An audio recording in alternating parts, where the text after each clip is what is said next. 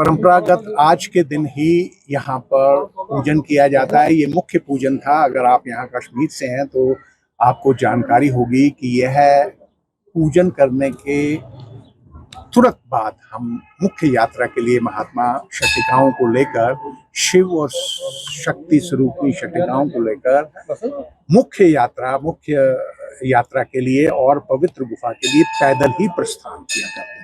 मुझे स्मरण है आज के दिन यहाँ 20 से 25 हजार लोग इकट्ठे हुआ करते थे और यहाँ से लेकर दुर्गानाग तक सड़क के दोनों तरफ दाएं और बाएं विभिन्न संप्रदायों के लोग यहाँ पर छड़ी के दर्शन और महात्माओं का जो प्रोसेशन था उसको देखने के लिए वो खड़े होते थे। इस बार तिथियों में भिन्नता है। सामान्यतः हम पंचतरणी में एक रात्रि पड़ाव करते हैं श्रावण पूर्णिमा से पूर्व चतुर्दशी के दिन, लेकिन इस बार थोड़ी तिथियों में भिन्नता है। तो 26 और 27 दो रात्रि पड़ाव होगा पंचतरणी में और अंततः 28 अगस्त जो कि मुख्य दर्शन का दिन है, हमारे शास्त्र कहते हैं कि श्रावण पूर्णिमा के दिन इस पवित्र गुफा में बनने वाले हिमलिंग जो कि भगवान शिव हिमलिंग के रूप में विद्यमान रहते हैं, उनके दर्शन करने का महात्म्य है। तो परंपरागत छड़ी मुबारक को हम लेकर उस पवित्र गुफा में जाएंगे जहां माता पार्वती के आग्रह करने पर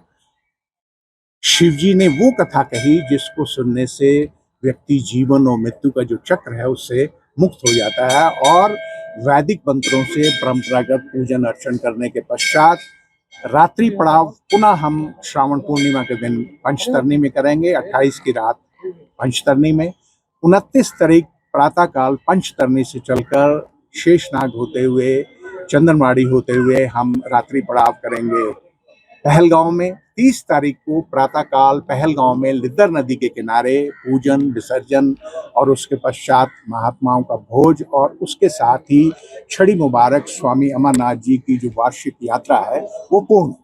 चूंकि हम जानते हैं कि कश्मीर में इस वर्ष जो है जुलाई और अगस्त में वर्षा अत्यधिक हुई, नॉर्मल से अधिक, और बीच बीच में तो यहाँ फ्लड की वार्निंग्स थी, मैजूर नगर इत्यादि, तो पानी थोड़ा सा आया भी। तो मार्ग ऐसा बताया जाता है कि मार्ग जो है वो काफी क्षतिग्रस्त हुआ और इस वर्ष को ये अपवाद है क्योंकि वर्षा अत्यधिक हुई। लेकिन इससे पूर्व भी मैं पिछले 4 वर्षों से लगातार ये देख रहा था कि श्रावण पूर्णिमा से लगभग 1 सप्ताह या 10 दिन पहले ये यात्रा किन्हीं कारणों से ये रोक दी जाती थी। तो निश्चित रूप से मैं पिछले वर्ष भी कहा, फिर आपके माध्यम से ये बात दोहराना चाहूँगा कि चूंकि ये तीर्थ यात्रा है, इसको उसी परिप्रेक्ष्य में देखा जाना चाहिए और उसके अनुरूप ही सारी व्यवस्थाएं की जानी चाहिए। ये निश्चित है कि तीर्थ यात्री की सुरक्षा वो सर्वोपरि है।